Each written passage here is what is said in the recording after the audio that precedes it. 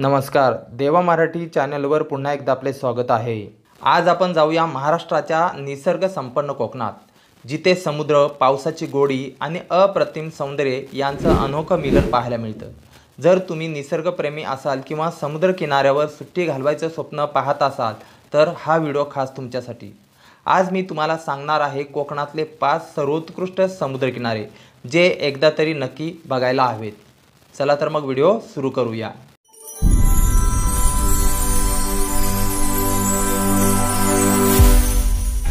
Number 5, Devgad समुद्रकिनारा। देवगड किल्ला आणि जवळचा समुद्रकिनारा हे अप्रतिम कॉम्बिनेशन आहे।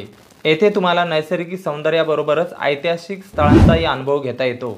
देवगड हे ठिकाण आंब्यांसाठी प्रसिद्ध आहे, त्यामुळे उन्हाळ्यात आलात तर आंब्यांचा मनसोक्त आनंदही घेता येतो। नंबर 4, काशीद समुद्रकिनारा। मुंबई आणि पुण्याजवळ असल्यामुळे काशीद समुद्रकिनारा फारच लोकप्रिय आहे। इथला निळा समुद्र, पांढरी वाळू आणि आसपासचा निसर्ग सगळंच परफेक्ट। फॅमिली ट्रिप, पिकनिक किंवा रोमॅन्टिक गेटवे सगळ्यांसाठी योग्य ठिकाण आहे। नंबर 3, तारकर्ली समुद्रकिनारा। तारकर्ली म्हणजे स्कुबा डायव्हिंगसाठी प्रसिद्ध असलेला किनारा। इथं तुम्ही रंगीबेरंगी मासे प्रत्यक्ष पाहू शकता। जर तुम्ही ॲडव्हेंचर लव्हर असाल तर तारकर्ली तुमच्यासाठी स्वर्गच। नंबर 2, आरे वारे समुद्रकिनारा। हा किनारा अजून फारसा कमर्शियल झालेला नाही।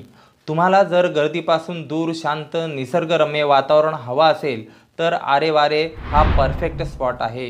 येथील सूर्यास्त अत्यंत मोहक असतो। कॅमेरा हातात घेतला की फोटोशूटला सुरुवातच।